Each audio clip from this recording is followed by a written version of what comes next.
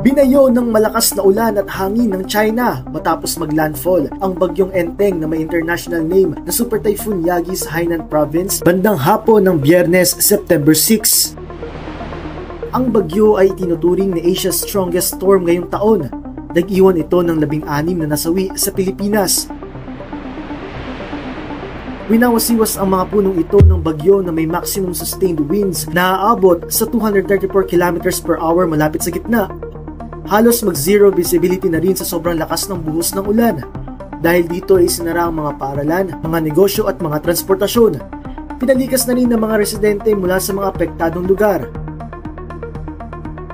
Base sa kilos ng bagyo, sunod itong mananalasa sa Hong Kong, Vietnam at Laos ngayong weekend.